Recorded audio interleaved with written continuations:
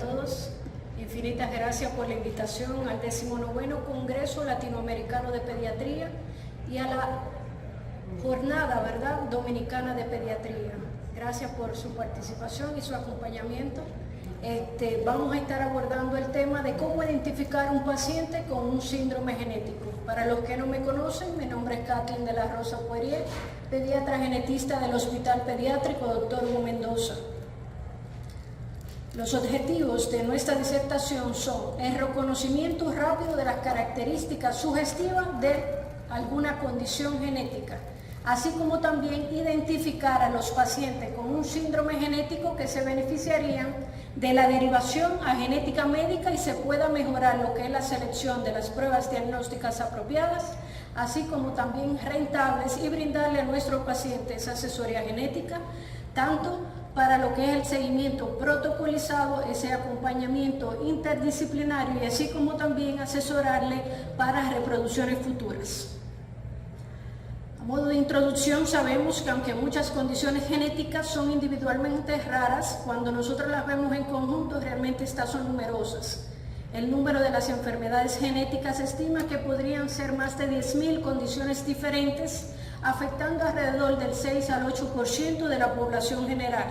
Recordando que una enfermedad rara es aquella que tiene una incidencia menor de 1 en 2.000 por persona y que lo que se refiere a su etiología corresponde al 80% de origen genético. Las malformaciones congénitas ocurren en aproximadamente el 5% de los bebés nacidos vivos. Por lo tanto, ¿cuándo vamos a pensar que nuestro paciente tiene un síndrome genético? Recordando de la Escuela de Medicina que nos decían que un paciente con dismorfia que se acompaña además de 3 malformaciones menores, que la vamos a ver más adelante, o un paciente con dismorfia con una malformación mayor, ya nos debe de hacer pensar en lo que es un síndrome genético. Si además de esto acompañamos a nuestro paciente de las siguientes características y nos encontramos que el paciente tiene múltiples anomalías que pueden estar relacionadas con una causa común, por lo tanto debemos pensar en que nuestro paciente tiene un síndrome genético. Si tiene malformaciones sistémicas, dígase alteraciones cardiovasculares, alteraciones del sistema nervioso central, un paciente con una gastropatía, todos son pacientes que deben de hacernos pensar en un síndrome genético. Antecedentes familiares que sugieran lo que es una enfermedad hereditaria, si el paciente tiene hipotonía, hipertonía, retraso psicomotor, discapacidad intelectual, anomalías múltiples. Un paciente con epilepsia, paciente con trastorno de la conducta, del aprendizaje, del lenguaje, un paciente con microcefalia, con macrocefalia, una historia familiar de primero o segundo grado, una talla muy alta o muy baja, un paciente con hiperlaxitud articular, trastorno de la diferenciación sexual, trastorno del neurodesarrollo, recordando que el autismo, bien, el 80% de los pacientes con trastorno del espectro autista son asociados a un síndrome genético, sordera o ceguera precoz, hepatoesplenomegalia, fibromialgia, asimetría, un paciente que tiene asimetría corporal, es decir, una hemipertrofia, acuérdense que puede ser aislada o asociada, bien, obesidad, bajo peso, alteraciones craneofaciales, malformaciones cerebrales, ataxia, trastornos metabólicos, entre otros. Son numerosas las causas, ¿verdad?, que nos van a hacer pensar en que nuestro paciente tiene un síndrome genético. Ya nuestro paciente, nosotros identificando, ¿verdad?, cuál es ese motivo de consulta, vamos a elaborar las etapas para nosotros evaluar nuestro paciente. Entramos en lo que es el análisis. Vamos a ver que esa historia clínica es sumamente importante, desde el momento de la preconcepción hasta el momento en que el paciente le llega a la consulta. Vamos a hacer una exploración física exhaustiva, que más adelante se la vamos a ir desarrollando, y vamos a revisar lo que es la exploración complementaria, que es aquel paciente que si le llegó de 13 años, usted va a revisar todos esos laboratorios de gabinete con el que el paciente llega. Vamos a realizar un familiograma por lo menos de 3 generaciones que nos va a dar bastante luz frente a qué patrón de herencia nos encontramos, si es autosómico dominante, recesivo, ligado al X, etcétera, o si simplemente nuestro paciente es el caso de novo, ¿verdad?, y que inicia todo con él. Por lo tanto, ¿de qué nos vamos a apoyar? Nos vamos a apoyar de una rama de la genética que es la dismorfología, que es la que se encarga del estudio del patrón de malformaciones congénitas y de los rasgos diferentes que son considerados normales para la población en general. Vamos a ver que de un 25 a un 30% de las hospitalizaciones que se dan en pediatría, el paciente tiene una malformación congénita. Perdón. Por lo tanto, debemos de saber cómo vamos a clasificar a nuestro paciente. Recuerden que de acuerdo a la gravedad, la malformación va a ser mayor o menor. Bien, la localización va a ser externa o interna. El número, si son únicas o múltiples. En el caso de la asociación, si son aisladas o asociadas. Y de acuerdo a la cronología, vamos a ver si una gametopatía, una blastopatía, una embriopatía o una fetopatía. Y de acuerdo a la etiología genética, una alteración cromosómica, una enfermedad monogénica, poligénica multifactorial, ambiental o de origen desconocido. Por ejemplo, uno de los conceptos de dimorfología que más utilizamos es la malformación. La malformación no es más que un defecto morfológico secundario, una alteración intrínseca del proceso del desarrollo. Por ejemplo, una malformación menor sería una úvula bífida, mientras que una malformación mayor sería un paladar hendido. Vamos a ver, por ejemplo, un coloboma del iris. Sería una malformación menor, mientras que un microoftalmo, un nanoftalmo sería una malformación mayor. Y en el caso de una hernia umbilical, que es una malformación menor, entonces un onfalocele sería una malformación mayor. En el caso de la deformación, como yo le digo a los estudiantes, el paciente venía bien, pero hubo una deformación, se deformó, ¿verdad? Porque es una forma o posición anómala de una estructura que estaba normalmente desarrollada, como es el caso de un paciente con una braquicefalia, un equinovaro, la disrupción, ya un defecto morfológico por una interrupción o una interferencia del proceso inicial normal del desarrollo, como ocurre con las bridas amnióticas. Las displasias también son anomalías intrínsecas por una alteración funcional, es decir, de organización celular de un tejido, como es el caso de las displasias óseas. Vamos a ver también que dentro de los conceptos están los que son trastornos morfológicos múltiples, como es el síndrome. Recordando que los síndromes son anomalías que se representan de forma conjunta, son fácilmente reconocibles y recurrentes y se conoce la etiología específica, como es el caso del síndrome de Marfan. Aquí nos encontramos con ectopia lentis, dilatación de la raíz de la aorta, un paciente con arenodactilia de talla muy alta, bien, pero que realmente tenemos criterio para nosotros pensarlo, no porque tenga esto simplemente es un Marfan, también un paciente que tenga una miopía alta, que tenga escoliosis, que tenga su misma talla alta, debe de hacérnoslo pensar, y si tenemos un familiar de primer grado también afectado. Vamos a ver también las asociaciones, en este caso una asociación es un trastorno morfológico múltiple en el que nos vamos a encontrar que las anomalías se presentan también de forma conjunta, son fácilmente reconocibles y recurrentes, y en este caso se desconoce la etiología, como es la asociación de Batten. Estamos acostumbrados a verlo en el hospital, la B por alteración de la columna vertebral, la A de atresia anal, la C de alteración cardiovascular. En el caso de la T nos vamos a encontrar con fístula tráqueo-esofágica, la R de afectación renal y la R de afectación a nivel de las extremidades. En este caso se desconoce cuál es la etiología. Hay algunas asociaciones, como es el síndrome de Charge ahora, que pasó de ser una asociación responsable de esta condición. También tenemos la secuencia, vamos a ver que son anomalías secundarias al defecto inicial. Fíjense, hay secuencia malformativa, como es el caso del Potter, que por tener una agenesia renal, ¿qué va a suceder? Hay un oligoamnio que va a llevar a una hipoplasia pulmonar, por lo tanto es incompatible con la vida. En el caso del Pierre-Robin vamos a ver que es una secuencia deformativa en el que una falla en el descenso de los maxilares va a generar que la lengua falle en el descenso y se cree lo que es una fisura en el palatino. Vamos a ver también lo que son las secuencias disruptivas en el que un desprendimiento de una brida genera una amputación. Por lo tanto, vamos a ir llegando a lo que es a la exploración física, en el que vamos a hacer una valoración de la dismorfia de forma ordenada y vamos a llevar a cabo lo que son algunos datos cuantitativos, como son las medidas antropométricas. Vamos a tomar ese perímetro cefálico, ese peso, esa talla, medida interpupilar, entre otros, y de ser necesario, entonces las fotografías deben estar previamente autorizadas. En el caso de la constitución, que vamos a ver en nuestro paciente, si el paciente tiene cómo es el peso, cómo es la talla, cómo es el hábito de nuestro paciente, si hay asimetría corporal, cuál es la talla sentada del paciente, cómo es la relación peso-talla. Vamos a ver si hay hipocrecimiento, hipercrecimiento, y vamos a revisar cómo está la velocidad de crecimiento de nuestro paciente, cómo es el cabello, la textura, la distribución. Vamos a ver cómo es la línea de implantación, si hay alopecia, si hay alguna poliosis. Vamos a ver a nivel craneofacial cómo están las fontanelas, la sutura, el tamaño, la frente, el occipucio. Vamos a determinar qué tipo de cráneo tiene nuestro paciente. ¿Es escafocefálico, trígonocefálico, hay braquicefalia, turricefalia?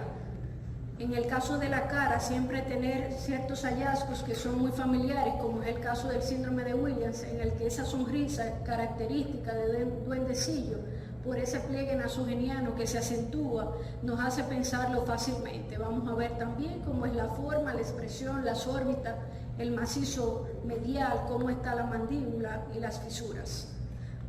Vamos a tomar algunas medidas interpupilares, cómo está la longitud del filtro.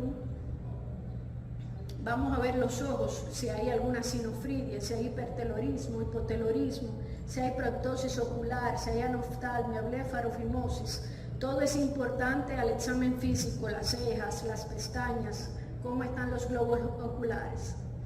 Vamos a ver la forma de la nariz, si es en pico del oro, si es tubular, cómo está la base, cómo están los labios, bien, la boca, los dientes, la cavidad bucal. Todo es importante. Por ejemplo, esos dos hoyuelos a nivel del labio inferior nos hace pensar en el síndrome de Van der Burg. Si vemos unos dientes cónicos, podemos pensar en displasia ectodérmica. Vamos a ver y a buscar, por ejemplo, macrostomía en el caso del síndrome de Williams, y vamos a buscar también si hay paladar hendido, labio leporino, y así sucesivamente.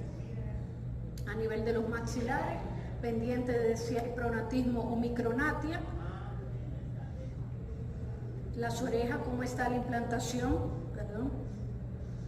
Fíjense que podemos verificar si hay microtia, qué tipo es, tipo 1, tipo 2, tipo 3, qué forma tienen los pabellones auriculares, si están en copa, si es tipo Mozart, si es puntiaguda, si hay apéndices preauriculares, si hay algún plegamiento. Vamos a ver el cuello. ¿Cómo es ese cuello? Un cuello corto, ancho, alado, hay pterygium coli. En el caso del tórax, vamos a ver si es un tórax simétrico, asimétrico, si hay aplasia de la cintura escapular, si hay un tórax excavado, si hay un tórax carinado. Vamos a ver el tronco buscando cifosis, escoliosis, lordosis, agenesia del sacro. A nivel abdominal siempre revisamos la musculatura abdominal, si hay hernia, si hay diástasis de los rectos abdominales. Los genitales, vamos a ver si están ambiguos, bien, hipospadia, epispadia, criptorquidia, macroorquidismo. En caso de las niñas, vamos a ver si hay clitorimegalia, bien, si hay hipoplasia de los labios menores. En el caso, por ejemplo, del síndrome de Asper, si le llega a un paciente con discapacidad intelectual y a la vez este paciente tiene sordera, al examen físico encontramos, por ejemplo, un escroto hinchado. Vamos a ver cómo están los miembros superiores, si están incurvados, cómo está la articulación, si hay rizomelia, acromelia, si hay alguna alteración en la rotación externa de nuestro paciente. Vamos a buscar cantodactilia, clinodactilia, cómo está la envergadura de nuestro paciente, si estamos pensando en una alteración del tejido conectivo, bien, signo de Steinberg positivo, Walker-Murdoch positivo. Vamos a ver a nivel de miembros inferiores si hay pies en mecedora, agenesia del fémur, pies equinovaro, pie valgo, cómo están los gemelos, hay hipertrofia de gemelo, hiperlaxitud articular, sindactilia, polidactilia, cómo están las uñas y la piel, si hay manchas, si hay vascularización, si hay lesiones paperáceas.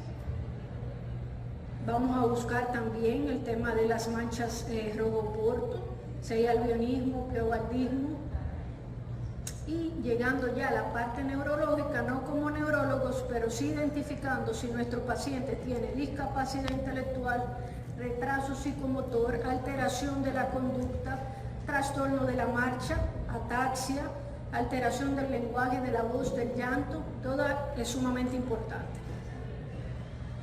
Dentro de las estrategias de estudio, ya usted, luego de haber identificado que su paciente tiene dismorfia, posiblemente ya tiene un síndrome genético que aunque no esté diagnosticado, entonces lo vamos a derivar para que el genetista lo valore. Bien, vamos a despistar algunas anomalías asociadas. Si se sospecha de alguna enfermedad monogénica o metabólica, entonces vamos a solicitar un panel genético en específico. Si sospechamos alguna alteración cromosómica o de origen desconocido, vamos a solicitar, por ejemplo, un cariotipo si estamos pensando en una alteración cromosómica, o en un FISH o un CGH-Array si pensamos en microdeleción o microduplicación. En el caso del exoma, si tenemos un paciente con un cuadro clínico muy florido o desconocido, por lo tanto es nuestra primera elección. Por lo tanto, ya estando en el servicio de genética médica, se establece el diagnóstico del paciente, se valora el pronóstico, se diseña lo que es un protocolo de seguimiento, se hace lo que es la derivación a la atención interdisciplinaria y se hace un asesoramiento genético. Recordar que el paciente se sigue con su pediatra. Hay fenotipos que son cambiantes, que son difíciles de diagnosticar, pero no nos vamos a desesperar, vamos a mantener la perseverancia hasta lograr ese diagnóstico. Mientras tanto, un paciente que hay que ir valorando los patrones de crecimiento, si hay algún cambio de la conducta y si han aparecido nuevos rasgos, ¿verdad?, al examen físico.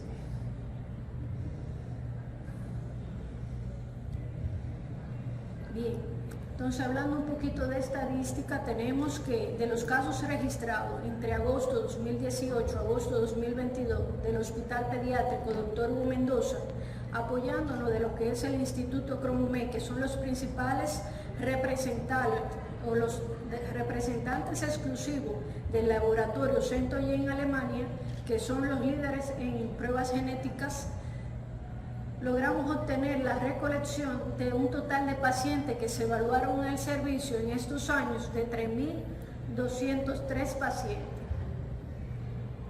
De estos pacientes que fueron evaluados, 700 pacientes fueron diagnosticados con enfermedad rara, 583 pacientes fueron diagnosticados con síndrome de Down, estamos hablando de pacientes nuevos, 210 fueron diagnosticados con síndrome por mutaciones puntuales, 163 pacientes fueron diagnosticados con una epilepsia de origen genético, 37 fueron alteraciones cromosómicas estructurales y en el caso de otros pacientes tuvimos enfermedades neurodegenerativas, trastorno global del neurodesarrollo, discapacidad intelectual asociada a un síndrome genético, entre otros.